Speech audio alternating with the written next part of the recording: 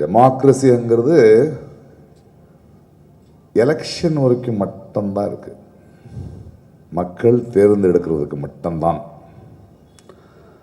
அதற்கு பிறகு அன்னைக்கு பட்டாபிஷேகம், இன்னைக்கு பிரமாண வச்சனம், அன்னைக்கு சிம்ஹாசனம், இன்னைக்கு நாற்காலி. விடமாட்டானுங்களே இல்லையா? இதற்கு காரணம் இப்ப வந்தவனுங்க இல்ல, சுதந்திரம் வந்தப்ப இருந்தவங்க எல்லாருமே தான். மக்களை எங்க வைக்கணுமோ அங்கேயே வச்சிருக்காங்க. ஆனா சுதந்திரம் வந்த பிறகு எங்களுக்கு இருந்தது எங்களுடைய கான்ஸ்டிடியூஷன். சமீபமா நான் ஒரு நண்பனோட வீட்டுக்கு போயிருந்தேன். அந்த வீட்டில் அம்பேத்கர் சாரோட போட்டோகிராஃபி இருந்தது. என் பக்கத்தில் இருக்கிற நண்பன் சொன்னா,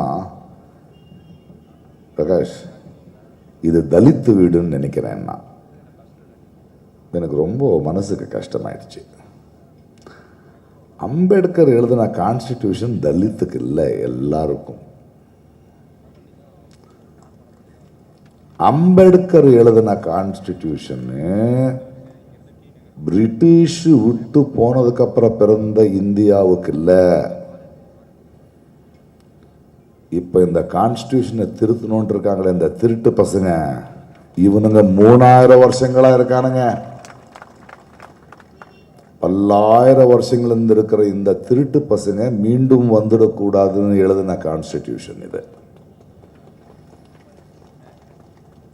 நாடு இவனுங்க சொல்லுவாங்களே இந்த திருட்டு பசங்க, எங்களுடைய நாடு அவ்வளோ அற்புதமா இருந்தது, பொன் இருந்தது, அது இருந்ததுன்னு. பொய். ஒரு 2000-3000 வருடங்களா இந்தியா மாதிரியான ஒரு அசிங்கமான கலாச்சாரம் உலகத்தில் எங்கேயும் இல்லை. இவனை தொடக்கூடாது, பெண்களுக்கு உரிமை இல்லை, பால்ய விவாகம், அசிங்கமா இருந்த நாடு. பிரிட்டிஷ்காரன் அதை அப்படியே இருக்கிற மாதிரி பார்த்துக்கிட்டான். ஏதோ சில மன்னர்கள் பணக்காரங்க நிம்மதியா இருந்தாங்களே தவிர சராசரி மனிதன், ஒரு குடிமகன் ரொம்ப கஷ்டமா வாழ்ந்த கலாச்சாரம் இது. அதிலிருந்து நம்மளை தப்பிக்க வைக்கிறதுக்கு தான் இவர் சார் பாபா சாஹேப் அம்பேத்கர் ஒரு கான்ஸ்டிடியூஷனை எழுதியிருக்காங்க. ஆனா அந்த புத்தி போகாதுல்ல, அதை மீண்டும் அந்த மனுவாதை எடுத்து வந்துடலான்னு. ஆனா பாபா சாஹேப் எழுதின கான்ஸ்டிடியூஷன்ல என்ன ஆச்சுன்னா, இந்த நாடு மாத்திடலாம். ராணுவத்தை எடுத்துட்டு வந்த, நீங்க கரெக்டா பாத்தீங்கன்னா பாகிஸ்தான், பங்களாதேஷ்ல ராணுவம் வந்துடுது. ஆனா இங்க வர முடியாது. அதனால ஒரு தவளையை நீங்க கொதிக்கிற தண்ணி மேல போட்டா டப்புன்னு வெளியே போயிடும். இந்த திருட்டு பசங்க என்ன பண்ணிருக்காங்கன்னா, சில்லுன்னு இருக்கிற ஒரு பாத்திராவில் இந்த தவளையை விட்டு கீழே நெருப்பு வச்சிருக்கானுங்க. இந்த 15 வருஷங்கள் நாங்கள் அட்ஜஸ்ட் ஆயிடுச்சு, சூடானதே தெரியாது. இப்போ தள்ளுற நேரம் வந்துடுச்சு. அதுக்கு ரொம்ப சந்தோஷம் என்னன்னா, ரீசெண்டாக எனக்கு ரொம்ப நம்பிக்கையாக இருக்குது. இப்போல்லாம் நான் அவங்கள பற்றி கவலையே பட மாட்டேன். போகிற நேரம் வந்தாச்சு. இளைஞர்கள் வந்துட்டானுங்க. அவனுங்க தள்ளுவானுங்க. அவனை எப்படின்னு பார்க்குறேன்னா, இவ்வளோ ஒரு கொடூரமான ஒரு விஷயத்தை மனித இனம் தாங்க முடியாது. அவனுங்க போவானுங்க. இன்னைக்கு இளைஞர்கள் என்ன பண்ணியிருக்காங்கன்னா, உங்களுக்கு என்னோட காட்டோட ஒரு கதையை சொல்லிடுவேன். நாங்கள் மனிதர்கள் பேசிக்கிற மாதிரி காட்டில் உயிரினங்கள் எப்படி பேசுது அப்படின்னு பேசிகிட்டு இருக்கும்போது என்னுடைய சயின்டிஸ்ட் ஃப்ரெண்டு ஒருத்தன் சொன்னடே, காட்டில் மானோட புலியோட பேசுன்னு நம்ம நினைக்கிறோம். அது நம்மளை மாதிரி இல்லை. ஒன்று பேசும், மற்றது கேட்டு புரிஞ்சிக்கும். ஸோ ஒரு புலி ஒரு மானை பிடிக்க வரும்போது நேரடியாக வராதது. ஒரு 20-40 புலி மான் மேய்ஞ்சிட்டு இருக்கும்போது நிதானமாக வரும். சத்தம் கேட்கக்கூடாது. காற்று இந்த பக்கத்தில் வந்தா என்னுடைய மனம் அந்த மானுக்கிட்ட போய் அதுக்கு தெரிஞ்சிடும்னு கிட்டத்தட்ட பல மணி நேரம் பொறுமையா வரும். திடீர்னு ஒரு மானுக்கு தெரிஞ்சு போயிடும். அதோடைய காது இப்படி ஆடும், மூக்கு இப்படி பிடிக்கும். காக் அப்படின்னா ஒரு மான். அது காக்குன்னு எப்படி சொல்லும்போது அந்த புலி வேட்டையாட வந்த புலியை பார்த்து ஒரு அடி முன்னாடி வச்சு காக் பண்ணோம். நம்ம எல்லாம் நினைச்சுக்கிட்டு இருக்கோம் அது மற்ற மானங்களுக்கு புலி வந்துடுச்சுன்னு சொல்லிட்டு இருக்குன்னு. இல்லை, அது புலிக்கு சொல்லுது, டேய் உன்னை பார்த்துட்டேன். அப்போ அந்த புலி அன்னது. இன்னைக்கு இந்தியாவின் மக்கள், இளைஞர்கள், மோடி உன்னை பார்த்துட்டேன்னு சொல்றாங்க. பயந்துட்டான். ரீல்ஸ் பண்றாரு சார். இப்போ ரீல்ஸ் பண்றாரு, ரெசிக்னேஷன் பண்றாங்க.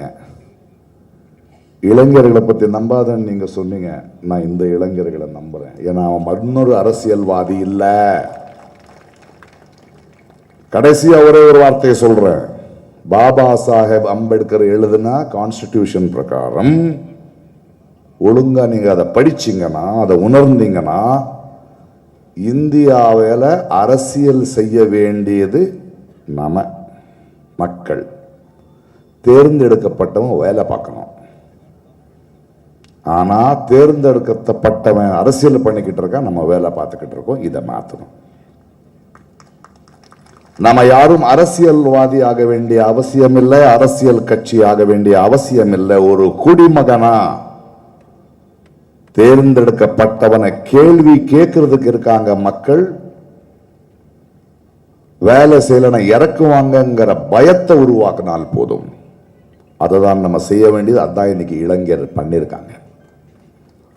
ஆனால் ஒன்று, நம்ம இந்த காலகட்டத்தில் ரொம்ப யோசிக்க வேண்டியது, பிஜேபி இந்த ஃபாசிஸ்ட் மன்னர் இன்னொரு 3 வருஷத்தில் இறங்குவாங்க. ஆனா இந்திய அரசியல் நீங்க புரிய வேண்டியது, எதிர்கட்சி ஜெயிக்காது, ஆளும் கட்சி தான் கீழே விழும். இவனுங்களை மக்கள் தள்ளுவானுங்க. ஆனா தள்ளுற இந்த நேரத்தில் அவனுக்கு பதிலா வர வேண்டியவன் நம்ம இவன் மேல இருக்கிற வெறுப்புல கீழே இறக்கிருக்குமே தவிர அடுத்தவனை சிந்திச்சு நாங்க தேர்ந்தெடுக்கல. அது ஆகிறதுக்கு இன்னொரு 10-15 ஆண்டுகள் வேண்டும். இன்றைய தலைமுறை யோசிச்சுக்கிட்டு இருக்கு. அவங்களை வலுவாக்க, அரசியல் அறிவை வளர்க்க இன்னொரு 10-15 வருஷம் நம்ம வேலை பார்க்க வேண்டிய வேலை இருக்கு. இது கேன்சர், அசிங்கமான ரோகம், வியாதி. இதை இறக்கிடுவோம், மற்ற வியாதிகளையும் சரி பண்ணுவோம். செய்திகளை உடனுக்குடன் தெரிந்து கொள்ள கீழ்கண்ட கேபிள் மற்றும் டிடிஎச் நெட்வொர்க்குகளில் எம்நாடு செய்தி தொலைக்காட்சியை காணுங்கள். பாதகம் செய்பவரை கண்டால் நாம் பயம் கொள்ளலாகாது பாப்பா. மோதி மிதித்து விடு பாப்பா, அவர் முகத்தில் உமிழ்ந்து விடு பாப்பா. அண்மை செய்திகளை உடனுக்குடன் தெரிந்து கொள்ள இணைந்திருங்கள் எம்நாடு தொலைக்காட்சியுடன்.